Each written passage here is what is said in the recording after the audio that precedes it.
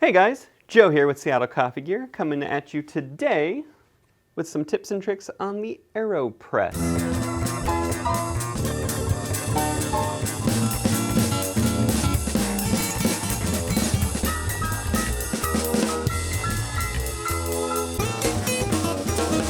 We're going to start with 15 grams of coffee. A very simple, basic recipe to get you going. One of the great things about the AeroPress is you need less coffee to attain a good tasty cup and less time than normal because you're adding in pressure, which makes wonderful things happen in the world of coffee. So 15 grams of coffee, we're going to start with something that's just about drip coffee grind, either for the Chemex or a Melita filter, but not as fine as something for, say, a Hario.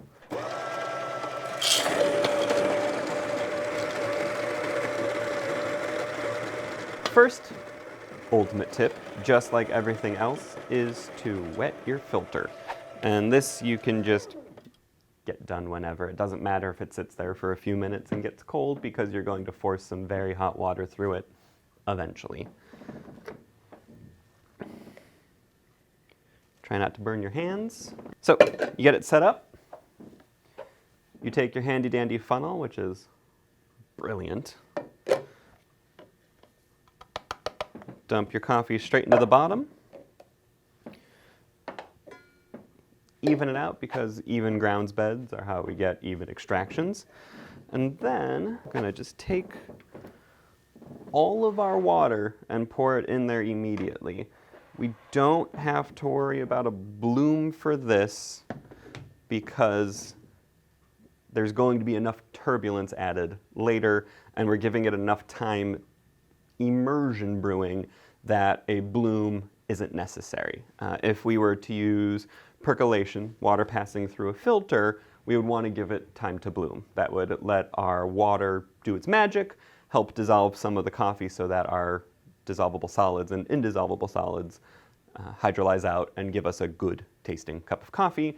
However, with immersion brewing, it all sits together, so blooms are just more water contact time that we don't need. So 15 grams of coffee, I'm going to pour 200 grams of coffee in there and then stir gently. I'm not sitting there trying to add a mountain of agitation. I'm really just looking at enough turbulence to make sure all of my coffee is evenly wetted. And then, as always, timer starts once water hits the coffee. And that coffee that's dripping through the bottom, we're not going to worry about because we've now stopped it. My favorite AeroPress tip and trick is to use back pressure to stop water from dripping into your vessel. It's cleaner, it's easier, you don't have to sit there and wait for all of that water to slowly drip through and just push a little bit of air through at the end. You don't have to do the inverted method where potentially degassing of coffee can cause your AeroPress to come apart, or there's this weird splash and burp of hot coffee water that hits you in the face when you try to dump it upside down. This is simple, clean, easy, and best of all, quick. So we've got just under a minute left. The big thing is you never want to press on your scale. It's a really good way to break your measuring devices. So gently move it off to the side and just let it sit there.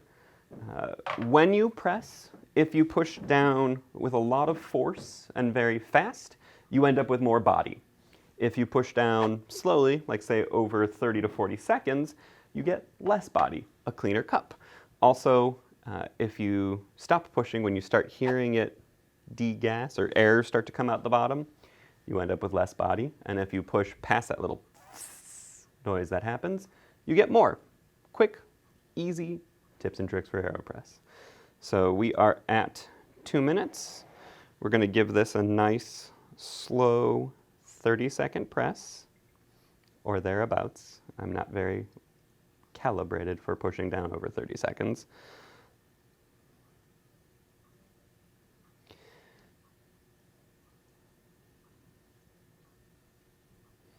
So, fun fact about coffee. The first thing to extract are acids, and they're usually the very sweet, fruity acids. What follows that is sugar.